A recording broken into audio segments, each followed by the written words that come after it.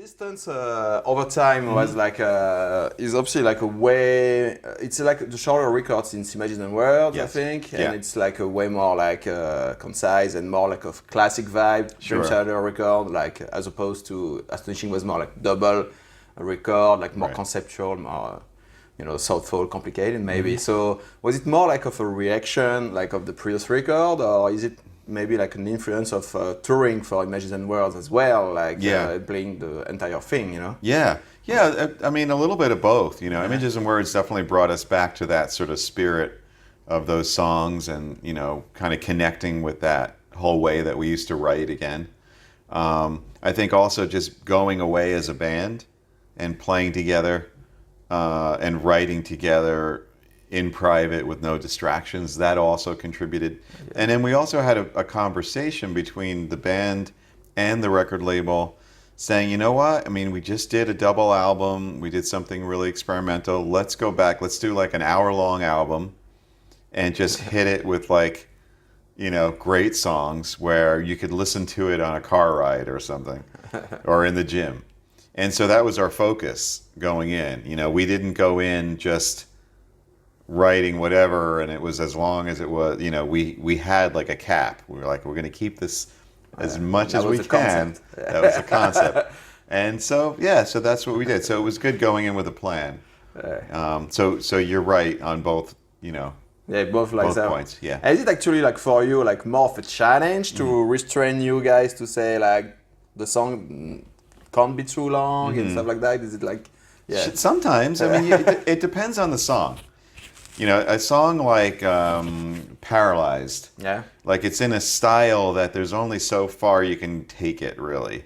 A song like Barstool Warrior or Pale Blue Dot, they're a little bit more progressive and experimental, and who knows how long those could, could go on if you let it, So it's a bit of a challenge to try to keep it. You just have to consciously say, we're really trying to keep this in a package that's a little bit more digestible, and it just, as a producer, that's part of my job, is to make sure we're staying on that track. Because it is very easy to get carried away. And it's hard for you because you're the producer but also the musician. So, yes, exactly. So to have like the distance, like that's true.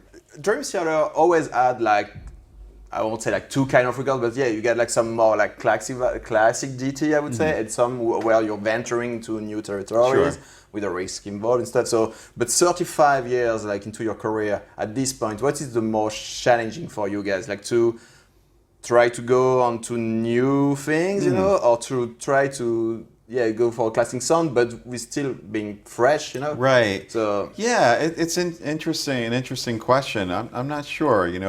I think that we try to look at our career as sort of a long story. So that when we go in to create new music, like we sort of look at what we did before, where we've been, where we might want to go, and we put a lot of thought into that. And at the same time, like you said, you can't always be super experimental. Like there is a stylistic element to the band, right? So part of that challenge is like, how do we do that, but keep it like something that when people hear it for the first time, they're like, wow, that was a cool, that song is cool. It hit me in a cool way. That's what you want. You don't want, more of the same old shit. They're phoning it in. That's like the worst thing somebody can say because, we don't phone it in. We work really hard and we make decisions on every single note and chord and time signature and riff. So it's just, I guess the answer is to just really be conscious of that, not be lazy, not be like, it's good enough. Like we're always like, is it good enough or could it be better? And, part of that too is the sound of the records and the people that we use and how we record, because that also adds a freshness, right? Sure. You learn new techniques, you get new gear, you meet new people, and suddenly, in the case of Distance Over Time, from the reaction that we've been getting, and I have to agree, it's one of the best sounding Dream Theater records that we've done, and just the personnel that we use, and Jimmy T, our engineer, and Ben Gross, our mixer, I mean, they made it sound really good. It's the first time we kind of used that combination. So that's another element to keeping it fresh. Is how you do it, how you record. That also contributes to it. Okay. Yeah. So on this tour, you're playing like scenes from memory, like entirely, like you did at the time. Yeah. And also, I think I saw you on your first tour in Australia. Maybe it was 2008. Oh wow! And you didn't play the whole thing, but you play a good portion of it. A little bit of it, yeah. Yeah, like at maybe the start of the second set, something like that. And yeah, like to tackle the whole thing once again, 20 years after, like, was it like, were you guys like feeling a bit rusty after some parts? Sure. Was it like, yeah? Yeah, I mean, some of those songs we've played many times, like The Spirit Carries On or Dance of Eternity. Some of them were rusty. Like for me as a guitar player, I had to go, to play a song like Beyond This Life, for example, it's extremely challenging. Yeah. And I'm listening to it and I'm like, what the hell did I play? And then, relearning the parts and then practicing the parts. And, it took some time. Now that we're into it and we've been doing this album now for several tour legs, it feels you're at home again. It's all like settled. But yeah, in the beginning, sure. A bunch of those songs were like, what the hell is going on? And even for Images and Words was like even more like back then, So it was, like but we've played those songs. Yeah, the Put Me Under, Metropolis, that, Another Day. I mean, we've played those songs a million times. Yeah. But some of the songs like Finally Free or Beyond This Life, I mean, we haven't touched those, Yeah. So. Yeah, I understand.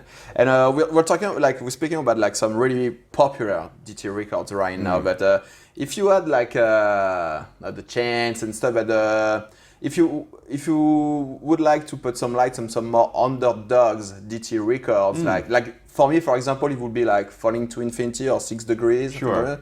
Yeah. Those two are among like maybe a top 4 DT records for me, Yeah. So do you have any like DT record like that which are not maybe like the most popular in the fan base, but you particularly like them, I do. To me, it's Systematic Chaos. Yeah. Yeah. I think the sound of that record, the sound of the guitars, I think is phenomenal. Yeah, it's pretty guitar driven. But just we pulled for this tour we're doing In the Presence of Enemies Part 1.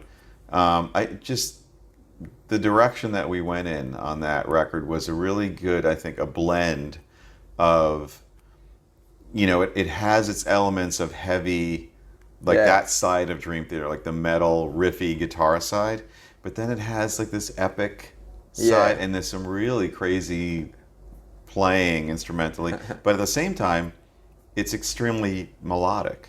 Yeah. So I thought it was a really good blend of all those elements out of a lot of the records that we. It was the first Roadrunner one, right? Yeah. Yeah, the first Roadrunner one. Yeah. And then the was for the Australian tour. Yeah. So I that would be for me one of the underdogs if it even is one. I don't know. That's cool. Yeah. Because obviously when you're doing an entire record, it also has to be one that resonates a lot with the fan base. Sure. Because you won't do like a Systematic Chaos like entire thing. So that's why I ask like. I actually listened to that album a bunch before we did Distance Over Time. Yeah. Because I liked where our headspace was. There is something with like the big riffs and more direct and in your face punchy. Yes, type exactly. Of sound, definitely. Yeah. Something about that record really. Yeah. Proud of. Yeah. At the time I saw it like maybe as like the metal element from Train of Thoughts, but maybe with more like the Hector variant, maybe like melodic and epicness and stuff like that. Definitely a bit more epic, symphonic, and I thought it was a good blend. And it's for catchy record. Yes. I mean catchy for DT like. Yes. DT is not like a band you can like. No, we're not very catchy, seconds right? And like you have to listen 5 times like for the record to really have an opinion on it. Right. But Cool. But and you're playing like to me obviously like people know you like for the really like articulate, shreddy, fast, crazy thing like really technical, and but you also you're also a terrific like melodic, like soulful, like really expressive, dynamic player as well. Like you can play those perfect notes like David Gilmour, stuff like that. Like really like. Yeah, I love that stuff. There's a million moments like that in DT, like whether it's Line in the Sand, like Learning to Live, like sort of, or even like the final solo at Wit's End on the last record, for example, or the main theme of Boston Warrior, stuff like that. Yeah. There's a huge melodic part of your playing, and great vibrato and all that, you know. Thank you. And but many people tend to overlook that, and among your fans, I think, and I'm not even talking about the naysayer. Like naysayer would say, like you're only about like playing 1 million notes a second, and that's it. You know, you can write a song, you can just like, And so, is it like sometimes frustrating for you? Like you get like recognized maybe for one side of your playing, but not the whole thing. Right. Well, you know, many people recognize for your whole thing, but sure. You know why it's not frustrating? Because of what you just said. People like you get the whole thing. Yeah. And people give me that feedback. And plus, I know that's the way that I play. Like, I know that's a big part of my influences growing up. I mean, I loved Pink Floyd and Journey and all that, like, you know, super melodic music. And the guitar is like the most expressive instrument, in my opinion. Yeah. As far as, you know, playing like a voice, like a singer would. And I think, you know, having like as a musician, the ability to sort of reach, you know, for all those different tools, you know, if the song requires some sort of technical thing that's kind of mind blowing, you want to be able to do it. But at the same time, I think what makes music interesting is the dynamics of music. Oh yeah, sure. Right. And so if it requires some sort of really vocal part, that the guitar is going to, you know, take the baton for, you want to be able to do that. And that requires a different discipline on the guitar. Your ability, like you said, vibrato and phrasing and bending and hitting all the right notes. I've always had just sort of a natural sense of that, or a natural like sensibility to that. Like, to me, it's something that resonates with me. And when I see a guitar player play that way, I like melt. I'm like, oh my God, it's like so cool. So I don't get frustrated with it. I think enough people sort of know that's my thing by now. And having naysayers is also a good thing, because when you have, it means like you had so many lovers. That's right, so exactly. It's usually a sign of success. Yes. So maybe a stupid question, but still on the playing thing, like you over the year, like you grow some big biceps and stuff like that, you know. So is it affect like the comfort of playing or stuff like that, or give you like more force for downstroke? Or I don't know. Right. People ask me that all the time. Like, how does that affect?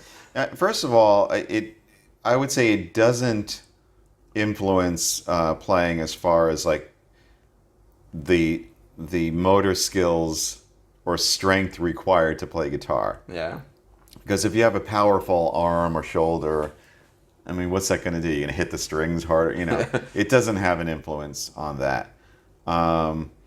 It has, as my body changed over the years. I mean, I used to be like kind of skinny and just playing the guitar. I mean, I guess in a way, it sort of changes a little bit how the guitar feels in your body, but that would happen if you gained a lot of weight and got fat. And, if you're smaller. Yeah, if you're smaller, so only to that effect. And I would say too, and I stress this to guitar players as well, who are into fitness, and a lot of them are, like I am so careful with my hands and my arms and my wrists and my forearms, and I don't do anything that would potentially damage finger. Yeah, and I'm always doing like carpal tunnel stretches and wear protective like wrist straps, and I don't do heavy forearm workouts, and you know, I know my age. I'm not going to do something that's going to throw my back out. So the good part of being into fitness is that it just makes you like a more fit, stronger individual. In general, it's lighter on the shoulder. Yeah, you know, I mean, the guitar's a little lighter. You can stay up on stage a little longer, and you just generally feel better. Yeah. You know, but I would say that it doesn't have any sort of influence, good or bad, as far as guitar playing is concerned. The only way it can have an influence would be as if you hurt yourself. You know, if you strained your hand working out. Oh yeah. Stuff like that. Like arthritis. There's so many things that can happen. Yeah, so many things. You got to be really careful. Yeah, yeah. And so yeah, let's talk like you had like a new Majesty guitar like last year. Yeah. I believe like around springtime.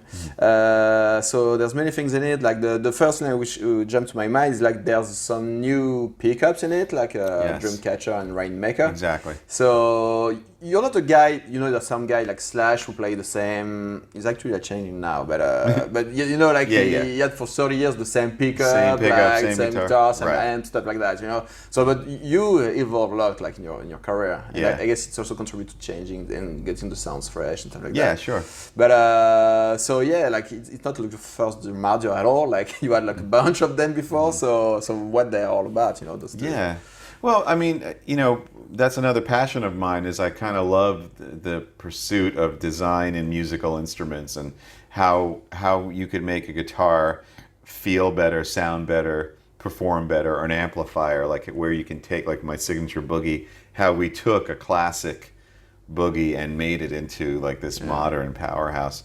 And so there's always sort of that quest in the same way that there is in making a new Dream Theater record, like how could we make it different, fresh, cool. I'm always sort of thinking about the guitar.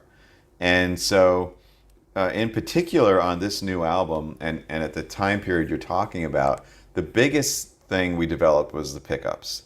So the Majesty pretty much, you know, has been designed, I forget how long it came out, how long ago it came out, several years now. We haven't changed the design of the Majesty. If anything changes to the guitar, including in 2020 at the NAMM show, it's the aesthetics. It'll be the finish or the full maple top or a color or something like that. But the design of the instrument has been the same since it came out. But the one thing that was a big change were the pickups. And the concept was, I've had a bunch of signature pickups with DiMarzio, but when we built the Majesty, it was the first neck-through mahogany guitar that we ever did, and we put the pickups, the previous pickups in it. So we put illuminators in it, we put sonic ecstasies in it, and I got to thinking one day, in fact, I had the conversation in France, I remember it, with Steve Blucher from DiMarzio, and I said, you know what? We never really designed a specific pickup for a mahogany neck-through guitar. Like, what would happen if I just sent you the guitar and you treated it like, what would I do? You know? And he made 3 different pickups, and the ones that ended up being the Rainmaker and the Dreamcatcher, I plugged that guitar in, and I swear to God, it was like, I hit a chord and my mind was blown. I couldn't believe how much more like just vocal, vibrant, expressive the instrument was. Like he nailed it, right? So it's an example of taking it to another level, not being quite satisfied.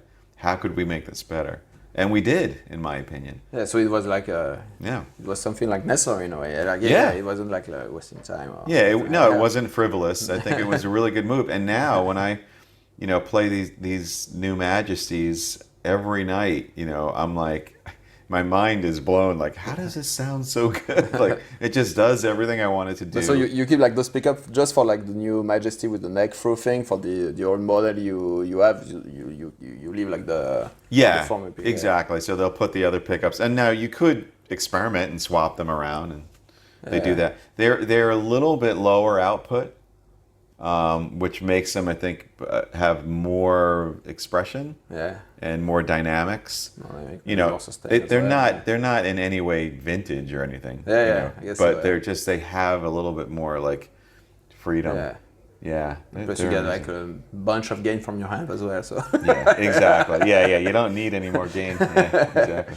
And so you get something cool with them. I always like notice like it seems like to be a very ergonomic like the way like the controls are like you know exactly. And it's not so common, you know, like usually it's more Les Paul style or just tuners, but those one like it looks like comfortable. You're 100% right. One of the things that kind of my whole thing about guitar designing is, you know, based on other maybe models I played in the past or whatever, things that would bother me about a guitar.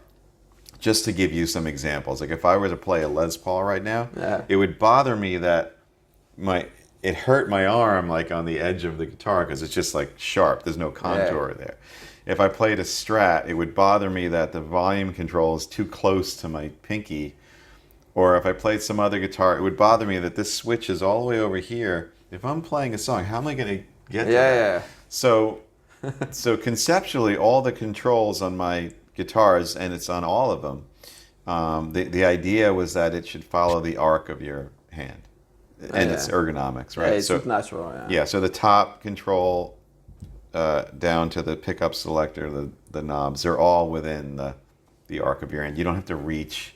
They do this with automobile interior design as well. When you drive, you want like the volume's there.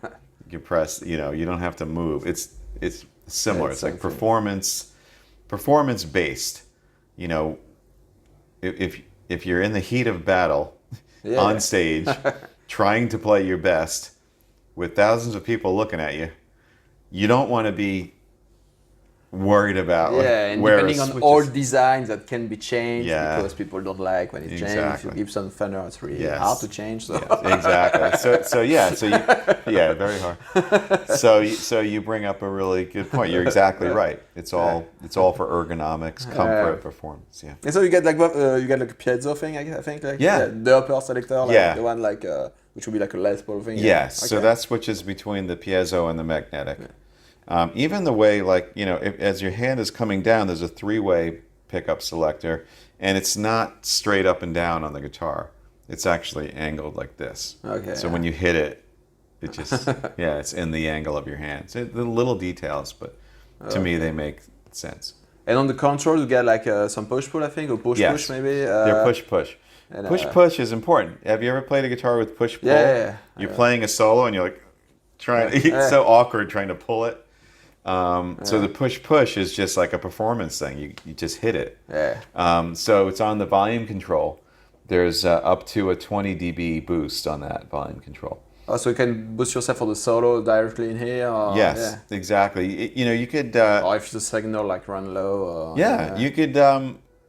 first of all, you can control how much boost there is. It doesn't have to be 20. Oh, yeah, you get like a... there's a little trim pot, So if you're on like a clean sound, let's say, and you want like a breakup like through the amp, all it does is it makes the guitar louder into the input of the amp. So it's going to all of a sudden have a little bit of breakup. A bit more like breakup. A little more breakup. And when you're saturated, it's more like just a boost. It's just a boost. It's like a clean boost on the guitar, and there's no. It's very transparent because it's not like you're going through a pedal or something. It's just a boost. And then there's another one on the tone control, which is a coil tap if you're in the middle position. You run both single coil? It runs, the 2 coils in the center. So so it's just a different sound. It gives you the sound. So you can, there's a lot of different sounds. You can go, the coil tap with the pickup selector in the center with the boost on the clean, and you'll have some kind of cool sound. Okay. Yeah. And you get like many like different like wood combination as well. You get like it's always like a neck through in a mahogany, but sometimes you get like alders like on the Tiger High, for example. You get like a alder like size, stuff like that. So it depends. So is it like more like for visual purpose, or do you see like also change sonically? Definitely sonically. Different like version of. It's more, to me, it's more of a sonic thing. The basswood versions, the opaque basswood versions sound different, like than the mahogany or the alder tiger eye. Like the alder tiger eye version is probably it's like a complex wine, like a Bordeaux, like there's many flavors. It has a lot of different things in it. The mahoganies just have like the punch, and they're very bold sounding. And the basswood ones are the most like metal, like they just are really tight, and they just have this like teeth to it. That's just like, I don't know. It's probably like more old school 80s, like all those guitars were basswood, So to me, it's more of the tone, and as far as the looks, the aesthetics, that comes down to does it have a maple top? Is it spalted? Is it, curly? Is it tight? whatever. Cool. Yeah, or is it just opaque and we covered the top and there's no maple? You know. Oh yeah, that's more of a that look. makes a difference. Yeah. Yeah. And is there like a version like I think it's Sterling by Music Man, right? The Yes. Asian Man, yeah. Yes. That was one like. Yeah. So Sterling by Music Man. So that's a licensed version of my designs, made by a Korean company that is able to put out the guitar at a more affordable price point. So instead of and this is in dollars, but one of my guitars costing $2,500 or $2,700, or on the high end $5,000. These Sterling by Music Men's will cost $899 or $1,000 or $1,200 depending. And the new line that they introduced in 2020, they even started putting my signature pickups in them. They started putting stainless steel frets, so they're getting like even closer to the American made ones. So they're absolutely beautiful guitars. Yeah. They're just at a bit more affordable price. So they're not the American made level, sure. but they're beautiful, and they're I did a whole it's more accessible for people. They're more accessible. I did a whole like promotional video shoot with them. Okay. And I had, just for the first time, they're like, oh, so here's the new blah, blah, blah. And I play it. I'm like, you got to be kidding. This thing is awesome, So they're really cool. They sound great. They feel great. They're almost getting a little too good. Yeah, sure. Like, I mean, even the cheapest guitar nowadays, right? They are way better than what the cheap guitar was back then. Exactly. And, it's also all relative, too. I mean, cheap, some people don't think $899 is cheap or $1,000. Yeah. But those kind of range nowadays, it's a really good guitar. Yeah, exactly. Totally, like Korean is like really good guitars now. Absolutely. Yeah, and they're a great family, great company. It's not like you're buying some like student guitar for 200 euro, But anyway. And so you get a signature amp as well, like you said. Like, so I think like I don't know what was the starting point, but the thing is, you were using many Boogies before, and the Mark V being the last before this one, I think. Yes. And apparently you like 2C plus sound. Yes.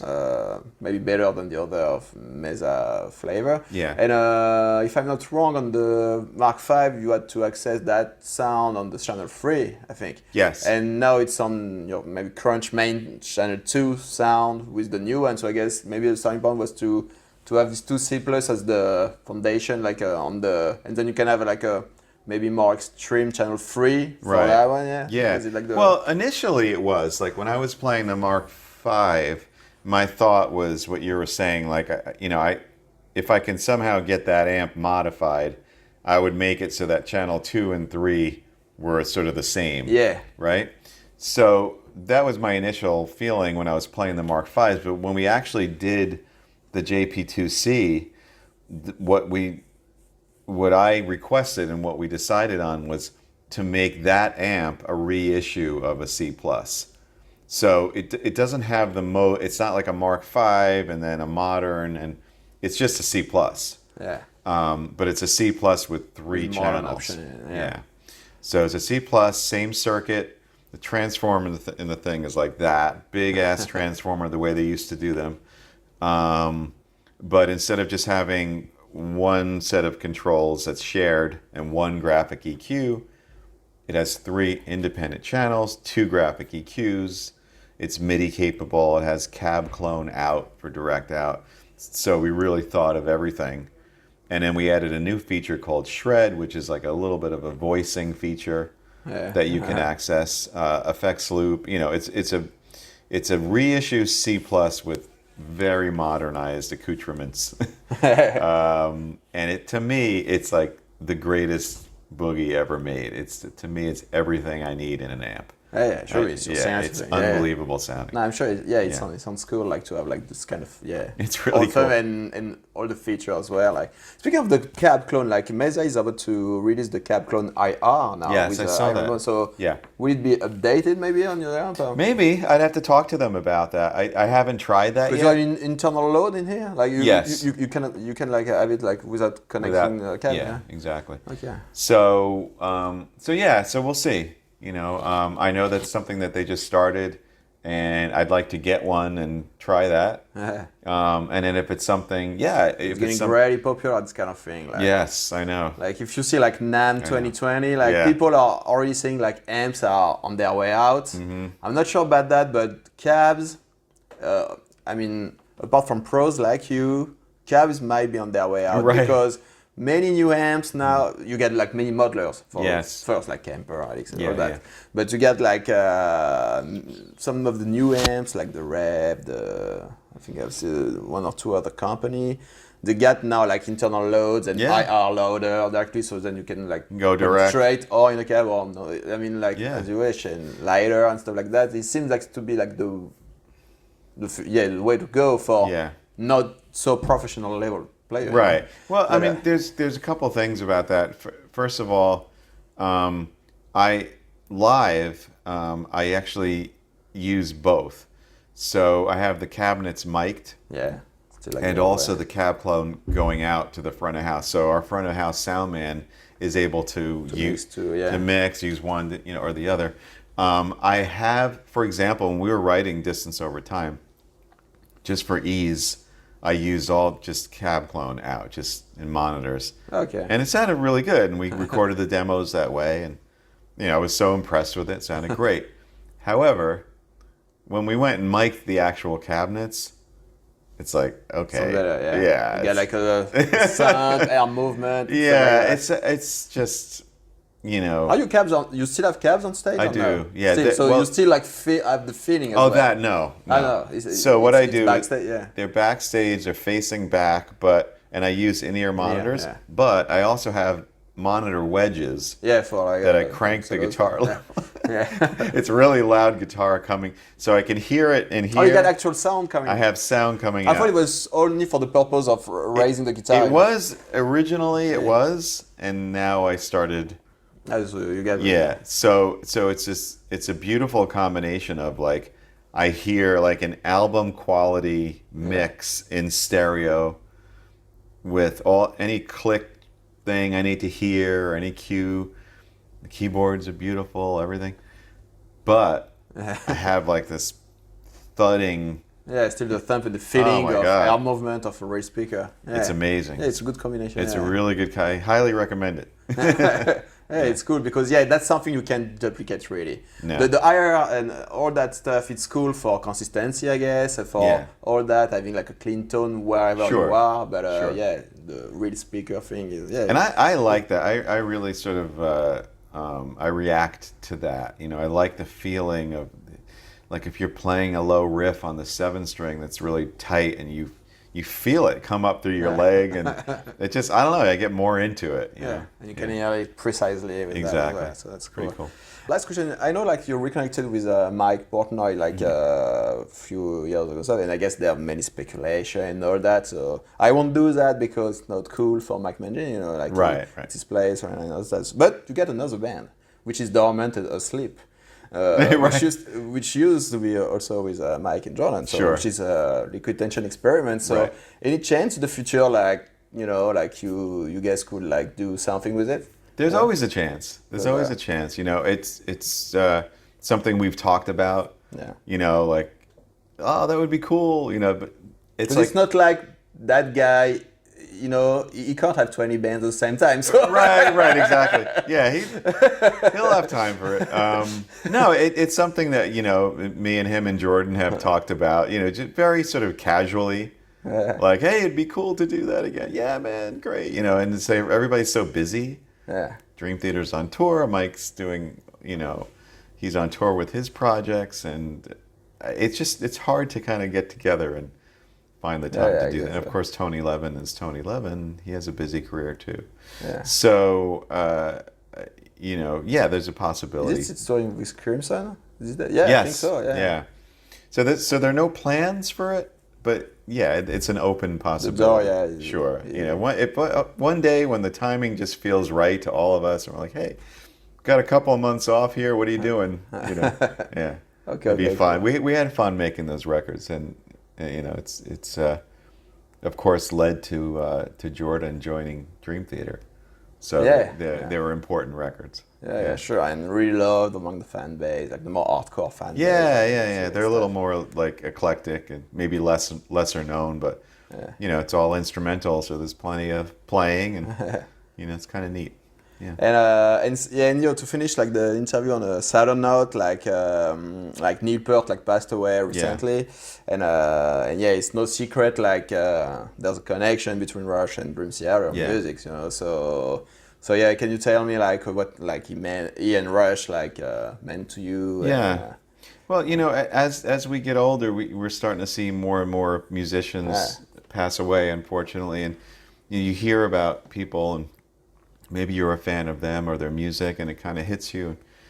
But some like kind of hit you harder, like there's more meaning because of like just how their music, you know, the impact it had on you. And with Neil Peart, it was exactly that. Like, I was devastating news to hear. I didn't even realize he was sick. Rush is my favorite band of all time. Oh, yeah, right? Yeah, they're the biggest influence on me as a musician, for sure. It's the connection that me and John Myung had, and also Mike Portnoy when we went to Berkeley. The whole thing is we were Rush fans, you know? And it's like, anytime they came through New York, I would go see the concert and wear the shirts and get the albums and CDs and worship the songs and try to learn how to play them, emulate my guitar sounds and stuff like that. But on another level, as a lyricist, which is another passion of mine, I worshiped Neil Peart. I was like such a fan of his lyrics with Rush. The storytelling, the creativity, you know, the messages, it just had such an influence, biggest influence on me as a lyricist. Oh, that's interesting. Yeah, and so, you know, somebody with not only that much talent as a drummer, where it's like, who didn't listen to Neil and just want to play air drum? I mean, just like the most incredible drumming, right? And as a performer, but what he meant as a lyricist, you know, that it had so much weight. Because when you listen to a Rush song or record, or you go to see them live, there's messages coming at you. You know, they're not just singing about, you know, unrequited love and drugs and you know what I mean. It's actually like it's more deeper. It's deeper, and sometimes it sort of makes you think. Sometimes it's story driven that's completely fictional, like Vitor and the Snow Dog. It just kind of gets your mind going. Sometimes it's like, you know, just stuff that's very touching, like The Mission, and you know, these are moments that, like, as a fan watching or listening to them, it just like it has such an impact, like such an emotional impact. And so, yeah, when he passed away, it was like, oh my God, what a loss! Like that what a loss to the artistic world. You know, but he left an incredible legacy.